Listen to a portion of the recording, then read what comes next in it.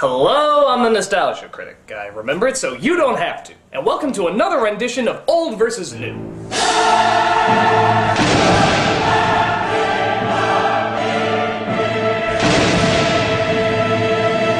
Seeing how we're so close to Thanksgiving, I thought it'd be great if we talked about a pair of Thanksgiving movies. You know, because it's kind of religious. I think Moses carved a turkey once. I forget it. It's the Ten Commandments. In 1956, one of the greatest directors of all time, Cecil B. DeMille, made one of the most famous films of all time, The Ten Commandments. Actually, it was a remake of his already popular epic from the 1920s. I guess he just wanted to up the epicness. And I know I should probably do an old versus new on these two films, but seeing how they both had the same director, I think it's kind of cheating. The 56 version is of course considered a classic, and no major studio would dare try to top it. That is until DreamWorks came along and tried to tell the same story as an animated musical. Interesting choice. When you hear Bible mixed with musical and Disney-style animation, you automatically think disaster. But The Prince of Egypt was actually a decent remake. It wasn't telling the exact same story, it had different angles, a different scale, and a different spin on the main characters. And in my opinion, is a very underrated animated film. But still, which one holds up the best, the original classic or the anime reimagining? Well, let's dive right into the land of milk and honey.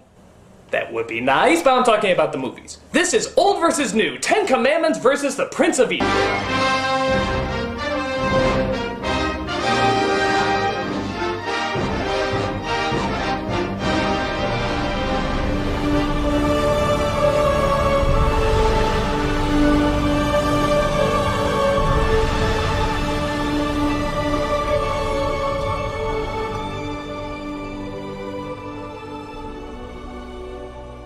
It's hard to find someone to play one of the most holy people in all of the Bible, so we'll just settle for the human from Planet of the Apes and Iceman from Top Gun. Solid. Let's take a look at Best Moses.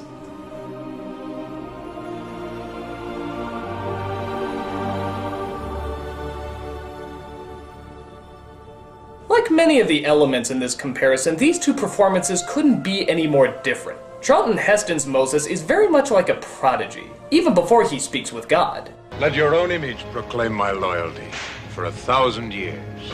Who would take a throne by force that he has earned by deeds? Or Val Kilmer's Moses is seen much more as the everyman, the person who fell into his leadership rather than seeking it out. I was the Prince of Egypt, the son of the man who slaughtered their children. You've chosen the wrong messenger. How can I even speak to these people? Both do very well and convey exactly what they need to convey. So really it just depends on which Moses you like better, the everyman or the Superman. For me personally, I enjoy Heston's performance a little more. The reason being that he has an unbelievable amount of confidence. When you see Heston as the Prince of Egypt, you immediately want to be like him. Strong and powerful, but also kind and wise. I warn you, Moses, that the temple grain belongs to the gods. What the gods can digest will not sour in the belly of a slave. Everything he says has such weight to it. He was destined for greatness even before he found his true calling. If you were told this guy was going to be your leader, you'd follow him in a heartbeat. Okay, you'd recommend a good hair salon first, but you would follow him. The city is built of brick, Pharaoh. The strong make many, the starving make few. The dead make none. The animated Moses starts out more like a rambunctious young man, like a college student who crashed his dad's car. Father, the fault is mine. I goaded Ramesses on, and so I am responsible. This isn't bad though, as it shows by the end just how far he's come in leadership. I guess in a way you could argue that this makes him more human. And again, there's nothing wrong with that, as Moses was human. Or was he? But Heston I found was just more interesting because you feel like there was a greatness in him from the start. And when you see it realized, it's all the more influential. Though granted, his speech can at times be a little stilted and, dare I say it, preachy. Blessed art thou, O Lord our God. We bring you the word of God, and you shall know that God is God. What kingdom has sent you? The kingdom of the Most High. Biatch. Both do very well, but I think Heston gets the point in this round. Even though Kilmer's is more human and sympathetic, Heston sort of represents the will and strength that all good people can possess. And that's pretty hard to pull off. Plus, he's the only Moses where you actually know his last name. Oh, Moses, Moses, Moses, Moses. Moses, Moses. Moses, Moses. Yeah, I bet you didn't know Moses' last name was also Moses, did you? It's just like that other movie, Mario, and Luigi Mario. Don't start with me! Point goes to 10 Commandments. I didn't mean to cause you more pain.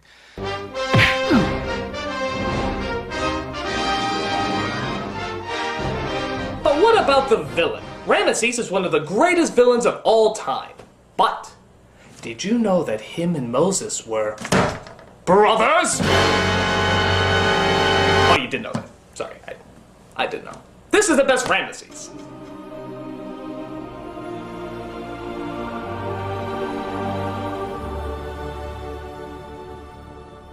Again, these two are very different performances. Yul Brynner plays Ramesses as very cold-hearted, caring nothing for his brother or anyone else except his legacy. Here is your kingdom, with the scorpion, the cobra, and the lizard for subjects. Free them if you will. Leave the Hebrews to me. What an asshole! While Ray Fiennes plays Ramesses as a product of his environment. A tortured soul who still loves his brother, but is also under the psychological grip of his overbearing father. One weak link can break the chain of a mighty dynasty. I will not be the weak link. Because of this, the Ramesses in Prince of Egypt comes across as more tragic. You know why he's making his decisions and how much it destroys him inside to declare war on his own brother. Why can't things be the way they were before? Look at this scene, for example. This is one of the best bits of animation I've ever seen. It's just as Moses tells Ramesses that he hasn't returned to be his brother, but rather he's returned to be his enemy. The whole gamut of emotions is ran here. I can no longer hide in the desert while they suffer. At your hands. Sadness, anger, regret, frustration, and vengeance. All in just 40 seconds. That's pretty impressive. The Ramesses in 10 Commandments is good too, but in a different way. He's likable because of how despicable he is. He's cunning, he's manipulative, and he doesn't care who knows it. Just look at how he talks to the woman who will one day be his wife. I could never love you. Does that matter? You will be my wife. You will come to me whenever I call you. I will enjoy that very much. What a dickhole. There's great passion and rage that's brought out of this performance, but still, I gotta say Ray Fiennes' version is better. He's simply more complex and sympathetic, but he can also be just as menacing as well. There shall be a great cry in all of Egypt, such as never has been or ever will be again. It's a juicy form as right out of Shakespeare, and he's portrayed just perfectly. They pull you into the drama by pulling us into his drama, having to choose between family and legacy. Just about everything you could possibly want in a character is in this performance. And I think that's more than point-worthy. Point goes to Prince of Egypt. Does that matter?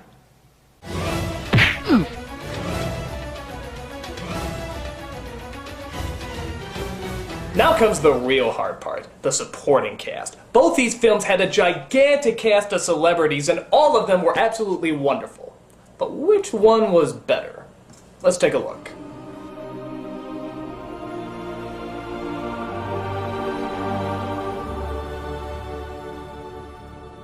Talk about starstruck. Both these movies had a bajillion celebrities in their lineup. 10 Commandments had Edward G. Robinson, Vincent Price, Ann Baxter, John Carradine, and that's just to name a few. Prince of Egypt had Patrick Stewart, Jeff Goldblum, Sandra Bullock, Michelle Pfeiffer. Again, that's just to name a few. So which cast was better? Well, again, they're very different. Prince of Egypt has fewer cast members, but they're given much more development. Miriam and Aaron, for example, are fleshed out much more as Moses' real brother and sister. And Moses' wife, Zipporah, is given a lot more screen time as well, having them meet before he actually leaves his crown. Since 10 Commandments is longer, they're allowed to look at even more characters. Like in this version, Moses has a son. We never even saw a son in Prince of Egypt, unless he was somewhere in the back.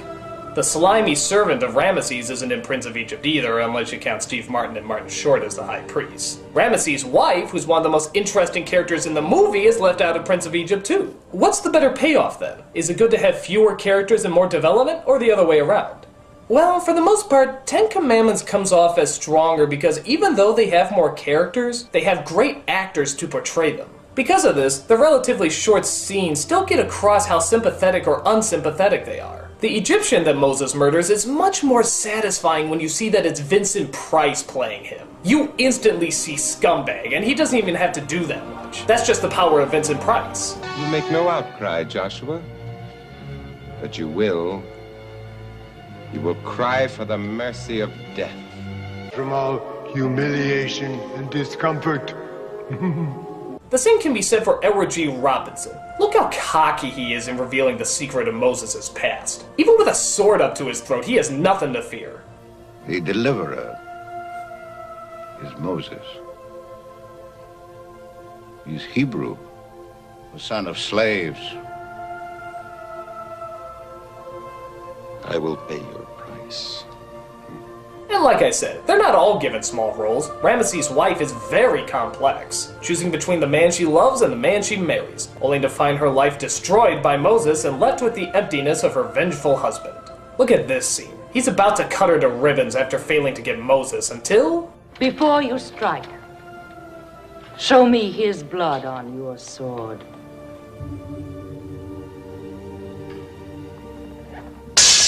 Bastard can't even do it. Maybe he's ashamed of his failure, maybe he just figures it's crueler to leave her alive, but he knows that killing her will bring him nothing. Only a bitch so simple and yet so complex can cause such a reaction. And I think that's what makes Ten Commandments stand out more, the harshness. They portray a world that's advanced but also savage, where great monuments are made but death is common and seen all the time. A world that needs a savior like Moses to intervene. We get some of that harshness in Prince of Egypt with Steve Martin and Martin Short, but they seem out of place. It's a little too gimmicky and, for lack of a better word, cartoony. You're in trouble, young man! Get down here! My new thing! The Prince of Egypt cast is still sympathetic, but this cast is just so fascinating in how cutthroat they are. They get across a lot with very little, and even though I still love the cast in Prince of Egypt, the cast in Ten Commandments is just darker and more interesting. Point goes to the Ten Commandments. You shame yourself.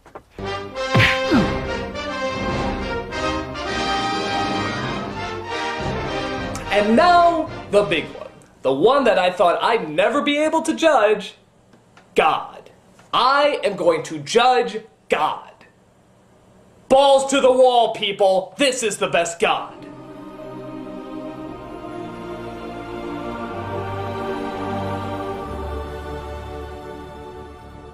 So, yeah, I'll admit, it's a little weird comparing gods. I suppose like before, it just sort of depends on your interpretation. Are you a God-fearing fan or a not God-fearing fan? As far as the story goes, the Ten Commandments God is probably the one most people would think about when hearing it. I mean, this is the God who sent flaming hail, constant darkness, and killed all the firstborns. In short, this was a badass God. So they provided him with a deep, badass voice. Remember the Sabbath day to keep it holy. Do this in my name, or you will get a cap in your ass. Seriously, you're like a bug. I could just be like, and you're gone. Don't mess it up. I am badass God. In Prince of Egypt, we get more of the warm, loving God that many people have favored over the past several years. Take the staff in your hand, Moses. With it, you shall do my wonders. In my opinion, the Prince of Egypt God is a little more clever and well thought out. Just look at the burning bush. It looks like something not of this world, but also something that can be soothing and comforting. The one in the Ten Commandments looks more like a cartoon than, well, the actual cartoon. It also makes the clever choice of having the voice of Moses be the voice of God. You can read a lot into that and come up with some fun conclusions as to why. Who are you? I am that I am. I'm Popeye the Sailor Man. The one in Ten Commandments, again, is the deep traditional booming voice that, while impressive, doesn't sound that loving. Honor thy father and thy mother. Like I said, as the story of smoting goes, this God is probably closer to what most people think of. But the soft, kind God is a much more interesting contrast, and you still feel the size and divinity when he appears. I know it comes down to personal preference, but this God simply seems more like the God of love and peace than this one does. Point goes to the Prince of Egypt. Thou shalt not take the name of the Lord thy God in vain.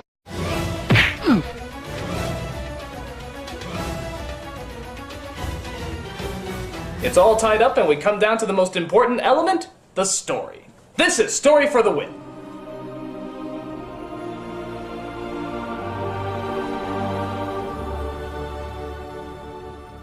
Now, logically, you would think that because Ten Commandments is longer, it has more time to tell a better, complex story. But let's really look at this. Ten Commandments is a complex story with a lot of drama going on, but there's several things they overlooked. For example, it seems to forget that Moses and Ramesses grew up together. That they were technically brothers. I know they're trying to portray Ramesses as the bad seed, but if you were never told that these two were brothers, you probably never would have guessed it. There's no love in their eyes, no memory of the good times that they had. When Moses shows up after years of being gone, Ramesses is just like, whatever, piss off.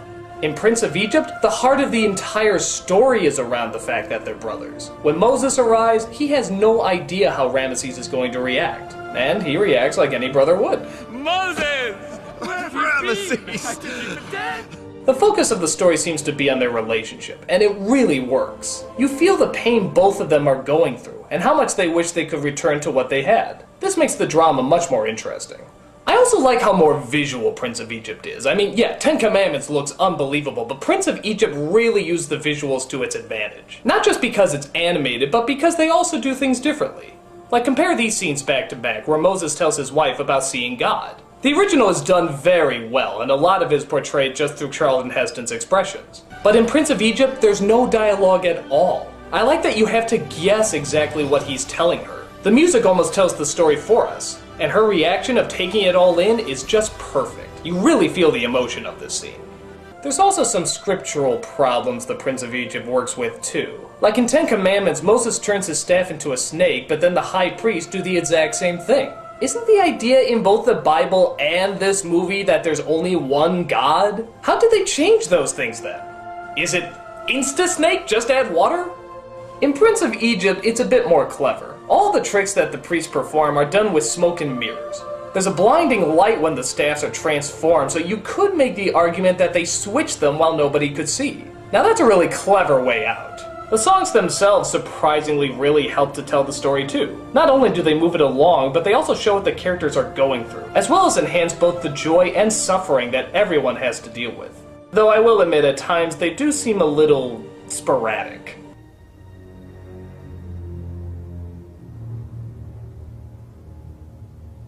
Many nights we've prayed. Dude, all the firstborns are dead. Can you lay out the show tunes?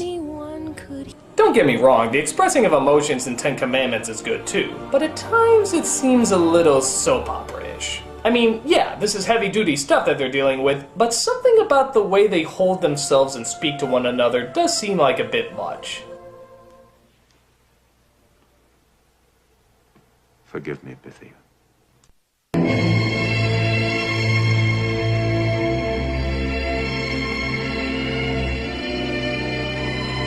And yes, Prince of Egypt does have this problem sometimes too. There's just some moments that feel really forced. Like the comedy in the first half of the movie, it never really feels that natural. Father will kill me. Don't worry. Nobody will even notice us coming in. Nobody will even notice. The best comedic moments were the ones that actually added to the drama. Like the desperation in Goldblum's voice as Aaron while trying to stop his sister from revealing who they really are. You must know. Be careful, slave. Oh, my good prince. She's exhausted from the day's work. Not that it was too much. We quite enjoyed it, but she's confused. But even the bad comedy helps generate the kind of corniness of nostalgia. And let's be honest, nostalgia can be corny. It's a pleasant time you want to return to where everything seems simpler. And this works in Prince of Egypt because they're creating a great contrast to the later drama. The few corny moments in Ten Commandments just come out as corny, and don't really add anything in the long run. The corniness comes from how overdramatic it is, not how funny it's trying to be. Because of this, surprisingly, the animated musical seems to be the more dramatic film. Does it have problems? Sure. Are there elements from the original that are better? Absolutely. But on the whole, Prince of Egypt knew that the focus had to be on the brothers. That's where the drama comes from, and that's where the most interesting conflict takes place. They knew that that was the most fascinating element. That's where people could sympathize the most. It makes us realize why the story is so good. It brings out good characters from good writing from a good story. So, it turns out the winner is Prince of Egypt, the superior film. Turn from thy fierce wrath, O Lord.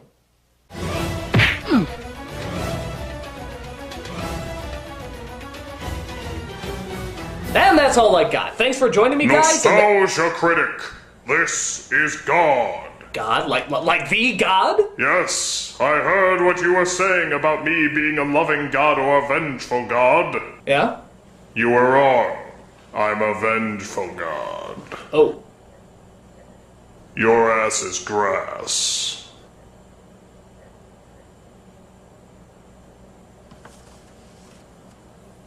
I'm the Nostalgia Critic. I remember it so you don't have to.